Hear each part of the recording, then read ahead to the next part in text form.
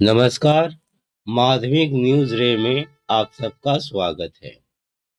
आज हम इस YouTube वीडियो में विशा लक्ष्मी प्राथमिक विद्यालय कोन्नगर आदर्श गतिविधि कार्य अक्टूबर 2021 विषय हमारा पर्यावरण कक्षा चतुर्थ का समाधान देखने जा रहे हैं।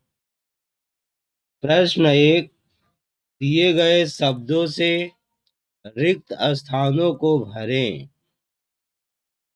शब्द हैं समाज, उपदेश, मेच राभाओ, नाटक। चलिए भरते हैं। क, इसी प्रकार की अनेक कहानियां सुनाकर नाना नानी लोग हमें देते हैं। यहाँ होगा उपदेश, उपदेश देते हैं। चलिए किताब पर देख लेते हैं। पेज नंबर खोलकर कहाँ पर ये दिया हुआ है। आप अपनी किताब 111 निकालेंगे, पृष्ठ संख्या। दादी माँ देख रहे हैं, कहानी सुना रहे हैं अपने पोतों को। तो यहाँ पर आपको नीचे में 112 मिलेगा। इसी प्रकार की अनेक कहानियां सुनाकर नाना नानी लोग हमें उपदेश देते हैं। तो यहाँ पर उपदेश होगा। क हो गया। अब दूसरा ख, पल्ली गीत खाली जगह का आदि गीत है। समाज, उपदेश तो हो गया, मेच राभाओ या नाटक। चलिए इसे देख ले। किताब पर चलते हैं। पृष्ठ संख्या 112 पर आइएगा। यहाँ पर आपको ललन फकीर का चित्र दिखाई देगा। वहीं पर देखिए, पिता ने कहा नहीं, मैं तो ऊपर से भरूं। पिता ने कहा ये लोग बाउल हैं, बाउल गीत गाते हैं। शंकु ने कहा बाउल गीत मतलब रविंद्र के गीत। पिता ने कहा नहीं, इस गीत को पल्ली गीत कहते हैं, गांव के लोग इसे गाते हैं। पल्ली गीत समाज का आदि गीत है। आदि गीत पुराना, पल्ली गीत समाज का आदि गीत है। तो ये पल्ली गीत आदि गीत शुरुआती गीत है समाज का। तो समाज, आप समझ गए यहाँ क्या होगा। पल्ली गीत, यहाँ से लेंगे समाज, भर देंगे। पल्ली गीत समाज का आदि गीत है। ग, यहाँ पर समाज हो गया, उपदेश हो गया। अब मेच राभाव और नाटक को भरना है। ग, उत्तर बंग में खाली जगह का असाधारण नाच है। वैसे भी दो खाली जगह है तो हम समझ सकते हैं मेच राभाव होगा।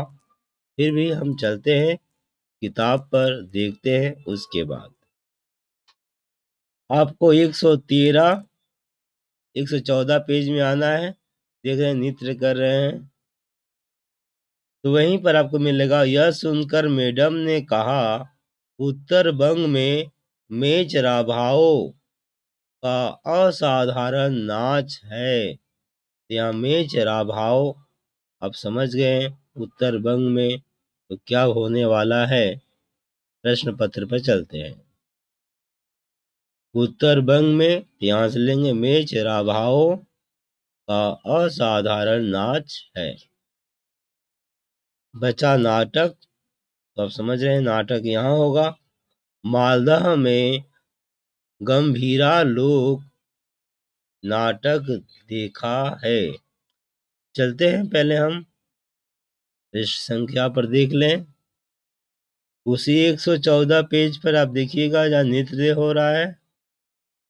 महेश, मैंने अपने मामा के घर मालदह में गंभीरा लोक नाटक देखा है। तो गंभीरा लोक नाटक मालदा में। ठीक है, इस तरह हमारा पहला प्रश्न दिए गए शब्दों से रिक्त स्थानों को भरें पूरा हुआ। क ख ग घ। अब आगे बढ़ते हैं। दूसरा प्रश्न, पाटचित्र पोटचित्र किसे कहते हैं? यहाँ पर सिर्फ चंद्र है, चंद्र बिंदु रहता तो हल्का सा न बोलते न नासिक से, पर यहाँ पर सिर्फ ओकार है। तो ये इंग्लिश शब्द है ना, जैसे डॉक्टर, इन सब को इस तरह से लिखने का प्रचलन है, शुरुआत हुआ है। तो हम इसे पोट चित्र बोलेंगे। पोट जोर से नहीं बोलेंगे, पोट चित्र। पोट मतलब बर्तन होता है, वहीं से ये शब्द आया है। पोट चित्र किसे कहते हैं? उत्तर चलते हैं पृष्ठ संख्या पर। आपको आना है 109 के बाद 110 पृष्ठ पे। यहाँ पर देखिएगा, ये नक्काशी उनकी स्वयं की सृष्टि है, यह इसीलिए कहीं और नहीं दिखता। जो लोग पोट चित्र अर्थात मिट्टी के बर्तन पर चित्रकारी बनाते हैं, वे अलग तरह के रंग प्रयोग करते हैं।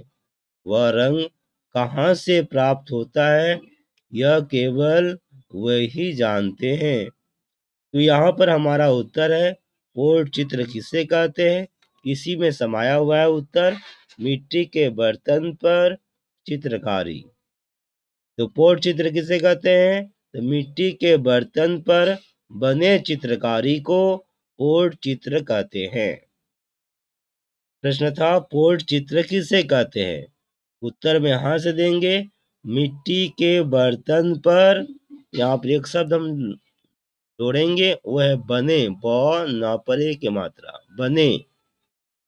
तो क्या हो गया?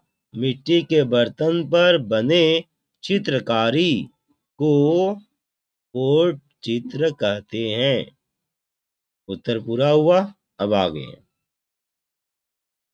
अगला प्रश्न है, प्रश्न 3, लोक कथा किसे कहते हैं? चलिए पृष्ठ संख्या पर हम वापस 112 पृष्ठ पाएंगे।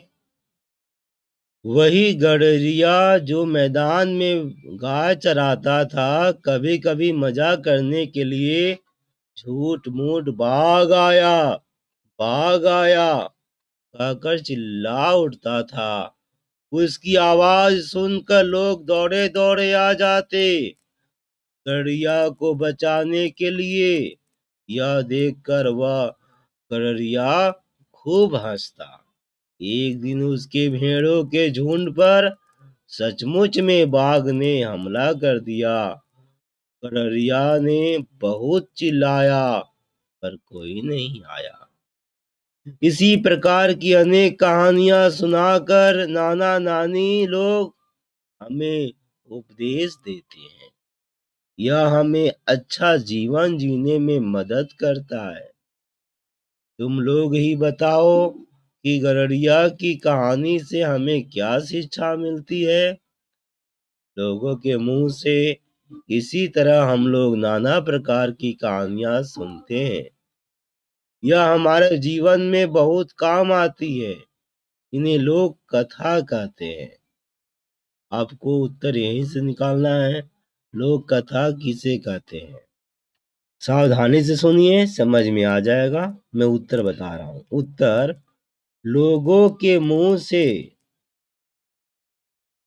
हम लोग नाना प्रकार की कहानियां सुनते हैं, जो ये गजा लिखेंगे, जो हमारे जीवन में बहुत काम आती हैं।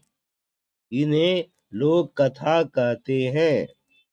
मैं फिर से बोल रहा हूं, यहाँ पर आपको लोगों के मुंह से इसी को छोड़ देना है, इसी तरह हम लोग, इसी तरह को छोड़ देना है। इसी तरह को छोड़ देंगे तो होगा, लोगों के मुंह से हम लोग नाना प्रकार की कहानियां सुनते हैं। ठीक है, खड़ी पाई दे देंगे। ये की जगह लिखेंगे जो हमारे जीवन में बहुत काम आती है। फिर लिखेंगे इन्हें लोक कथा कहते हैं। अब चाहे तो जो ना भी लिखे ये रहने दे, कोई बात नहीं, ये रहने दीजिए आप, उत्तर हो जाएगा। फिर से मैं एक बार पढ़ दूं, इसी तरह केवल हटा दीजिएगा, आपका उत्तर हो जाएगा। लोगों के मुंह से हम लोग नाना प्रकार की कहानियां सुनते हैं, ये हमारे जीवन में बहुत काम आती हैं, इन्हें लोग कथा कहते हैं। अगर आपके पास जगह ना हो पेज में, क्योंकि उसी पृष्ठ में लिखना है जहाँ प्रश्न दिया हुआ है, कभी इस वाक्य को छोड़ सकते हैं, ये हमारे जीवन में बहुत काम आती है। ठीक है, अगर जगह हो जा रहा है तो इसे लिख दें, तो इसको छोड़कर आपका उत्तर होगा हम यहाँ से लोगों के मुंह से हम लोग नाना प्रकार की कहानियां सुनते हैं, इन्हें लोग कथा कहते हैं। ठीक है, तो मैंने दोनों तरफ से बता दिया। जगह है तो ये हमारे जीवन में बहुत काम आती है भी लिख दीजिएगा। जगह नहीं हो रहा है तो आप सिर्फ लोगों के मुंह से हम लोग नाना प्रकार की कहानियां सुनते हैं, इन्हें लोग कथा कहते हैं, आप लिख दीजिएगा तो भी हो जाएगा। अगला प्रश्न, लालन फकीर कौन थे? चौथा प्रश्न है। 112 पृष्ठ पर आए। नाना प्रकार के लोकगीत, यहाँ आपको चित्र दिखाई देगा, लालन फकीर जी का है। यह लालन फकीर का गीत है। वह बंगाल के एक महान साधक बाउल थे। वे अल्लाह, हरि, राम, रहीम सबको एक समान मानते थे। वे मनुष्य के साथ मनुष्य के मिलन की वाणी प्रचार करते थे। रविंद्रनाथ ठाकुर ने उनकी बातें की है, उनकी बातें लिखी है। मैडम ने जो कहा यह लालन फकीर का गीत है, तो यहाँ पर लालन फकीर कौन थे? तो हम उत्तर लिखेंगे लालन फकीर, वह की जगह लिखेंगे लालन फकीर बंगाल के एक महान साधक बाउल थे। हो गया, लालन फकीर बंगाल के एक महान साधक बाउल थे, ये आपका उत्तर है। अगला प्रश्न है प्रश्न 5, सारेगान किसे कहते हैं? उत्तर आप 112 के बाद 113 पृष्ठ में आएंगे, वहां पर मिलेगा मैडम ने कहा नाव चलाते समय, छत पीटते समय, मछली पकड़ते समय के ही गीत हैं, इन सबको सारेगान कहते हैं। तो उत्तर आपको मिल गया। यहाँ पर हम थोड़े शब्द को छोड़ेंगे, के भी गीत हैं, इन सबको सारेगान कहते हैं। देखता हूँ फिर से उत्तर में आते हैं। उत्तर यहाँ से बात करेंगे, नाव चलाते समय, छत पीटते समय, मछली पकड़ते समय के गीत को, देख रहे हैं, के गीत को सारेगान कहते हैं। ये जो देख रहे हैं ना को, इन सब को हटा देंगे, के भी हटा देंगे, समय के गीत लेंगे हम,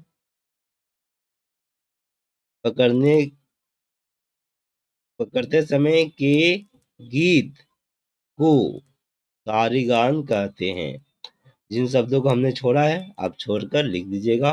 फिर से मैं एक बार पढ़ रहा हूँ उत्तर, नाव चलाते समय, छत पीटते समय, मछली पकड़ते समय के गीत को सारेगान कहते हैं। उत्तर पूरा हुआ, आगे बढ़ते हैं। अगला प्रश्न है प्रश्न 6, भादु पूजा किस महीने होती है? उसी पृष्ठ में देखिएगा, जय ने कहा उनके गांव में प्रत्येक भाद्र महीने में भादु पूजा होती है और इसके साथ महीने भर गीत गाया जाता है। उनके गांव में प्रत्येक भाद्र महीने में भादु पूजा होती है। उत्तर हो गया प्रत्येक भाद्र महीने में भादु पूजा होती है। ये हो गया। अब भाद्र मास क्या होता है, इस महीने को कहते हैं। मैं आपको दिखा रहा हूँ, सारा महीना देख लीजिए। ये रहा बैसाख ज्येष्ठ, यहाँ पर ऐसे समझिएगा अप्रैल से लेकर मई, ठीक है, बीच में समझिए 13 14 15 कोई रहता है, तो अप्रैल से मई, 13 अप्रैल से 14 मई, यहाँ पर 13 मई होगा, तो अप्रैल से मई के बीच में बैसाख, मई से जून ज्येष्ठ, इस तरह से आपका ये 12 महीना देख रहे हैं, 16 months of the Indian religious calendar का। तो आप इससे समझ सकते हैं जो आपका भादो महीना बोला गया है वो कहाँ पर है, ये है भाद्रपद, जो कि अगस्त सितंबर, इस महीने में। तुम समझे, यहाँ पर बोला गया है कि प्रत्येक भाद्र महीने में भादु पूजा होता है, मतलब अगस्त सितंबर महीने का बात हो रहा है, ठीक है। तो आपको यहाँ उत्तर लिखना प्रत्येक भाद्र महीने में। अब अगला प्रश्न है, टूसू पर्व किस महीने होती है? टूसू पर्व, उत्तर उसी के बाद है, उनके गांव में प्रत्येक भाद्र महीने में भादु पूजा होती है और इसके 7 महीने भर गीत गाया जाता है। विद्याधर ने अपने गांव में पौष महीने में होने वाले टूसू पर्व और टूसू गीत की बात कही। तो टूसू पर्व पौष महीने में, प्रश्न था टूसू पर्व किस महीने होता है, तो टूसू पर्व पौष महीने में होती है। अब ये पौष महीना क्या है, चलिए मैं उसको भी समझ लीजिए वहीं से। ये पौष देख रहे हैं आप, यहाँ पर 9 नंबर में पौष, जो कि दिसंबर जनवरी के बीच में है, दिसंबर 15 दिसंबर से 13 जनवरी, तो ये है पौष। माघ से इसके नीचे पौष, माघ है, ये पौष के महीना दिसंबर जनवरी में ये जो पर्व होते हैं आपका टूसू पर्व, पौष महीने में होने वाले टूसू पर्व, ठीक है। तो इसके साथ ही पूरा हुआ, साथ ही प्रश्न था विश्व लक्ष्मी प्राथमिक विद्यालय कौन नगर का हमारा पर्यावरण, अक्टूबर 2021, आदर्श गतिविधि कार्य पूरा हुआ। धन्यवाद।